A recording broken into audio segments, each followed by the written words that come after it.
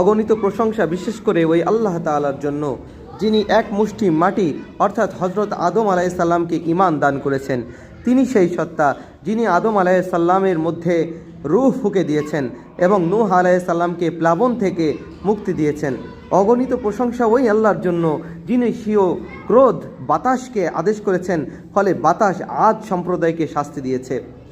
অগণিত প্রশংসা ওই আল্লাহর জন্য, যিনি স্বীয় দয়া ও সহানুভূতি প্রকাশ করেছেন স্বীয় বন্ধু হজরত ইব্রাহিম আলাইহিসসালামের উপর আগুনকে ফুলের বাগান করে দিয়েছে।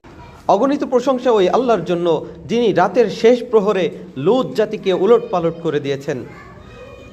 তার দিকে যে শত্রু তীর নিক্ষেপ করেছে, একটি মশাই তার কাজের জন্য যথেষ্ট হয়েছে, অর্থাৎ নমরুদকে আল্লাহ তাআলা একটি মশার দ্বারা ধ্বংস করে দিয়েছেন।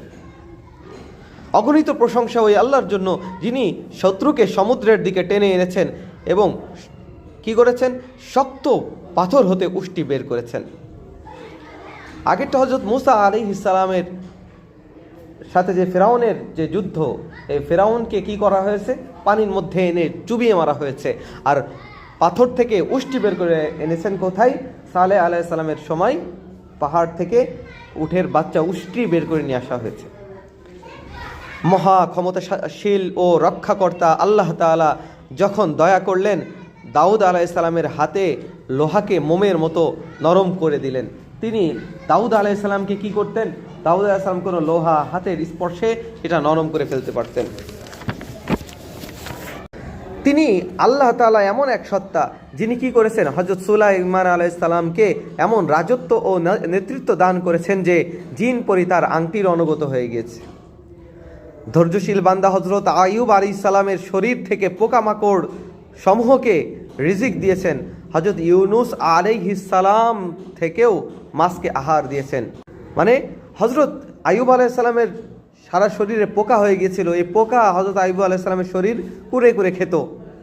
আর হজরত ইউনুস আলাইহিস সালামকে মাছে এক লুকমা বানিয়ে খেয়ে নিয়েছিল। আবার সেখান থেকে আইয়ুব আলাইহিস সালামকেও মুক্তি দিয়েছেন, হজরত ইউনুস আলাইহিস সালামকেও মুক্তি দিয়েছেন। সেই আল্লাহ তাআলার সকল প্রশংসা। তিনি একজনের মাথার উপর করাত টানেন, অপরজনের মাথার উপর শাহী মুকুট রাখেন। একজনের মাথার উপর করাত টানেন, হজরত জাকারিয়া আলাইহিস সালামের উপর মাথার উপর করাত টানা হয়েছে, আর একজনকে তাজ পরানো হয়েছে, শাহী মুকুট পরানো হয়েছে হজরত সুলাইমান আলাইহিস সালাম। আর আল্লাহ তাআলা হলেন তো এমন এক সত্তা, তিনিই বাদশাহ, যা চান তাই করেন। পৃথিবীকে এক মুহূর্তে তিনি ধ্বংস করে দিতে পারেন। প্রকৃত বাদশাহী তার জন্যই নির্দিষ্ট, তার কাজে কারো প্রশ্ন করার